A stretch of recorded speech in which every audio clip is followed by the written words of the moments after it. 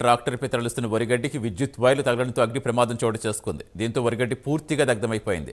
5 ఎకరాల గడ్డి పూర్తిగా కాలిపోవడంతో రైతు నాయక్ ఆవేదన వ్యక్తం చేశారు. ఈ సంఘటన కే సముద్ర మండలం బోడమంచలో చోటు చేసుకుంది. పొలం నుంచి ఇంటికి గడ్డి తరలిస్తుండగా ప్రమాదం జరిగినట్టుగా బాధితులు తెలిపారు. విద్యుత్ అధికారులు స్పందించి నష్టపరిహారం చెల్లించాలని నాయక్ కోరారు.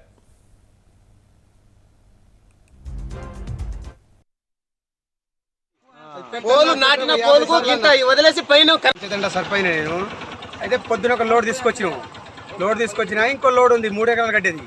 లోడ్ తీసుకొస్తే మధ్యాహ్నం కొండలు ఉన్నాయి, లూజ్ లైన్ ఉన్నది. లూజ్ లైన్లో రెండు మూడు సార్లు అన్నాం లైన్ మెన్కి, వేయి గారికి, డి గారికి కూడా అన్నాం. ఆదాన్ని కూడా పట్టించుకోలే. ముందు డ్రైవర్ ముందు తోలుతాడు, నేను వెనక ఉన్నా.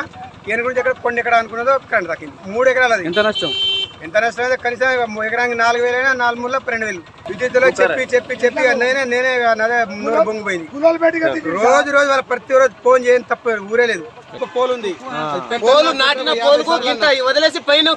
సరిపోయినా నేను అయితే పొద్దున ఒక లోడ్ తీసుకొచ్చినా ఇంకో లోడ్ ఉంది 3 ఎకరాలు గడ్డేది.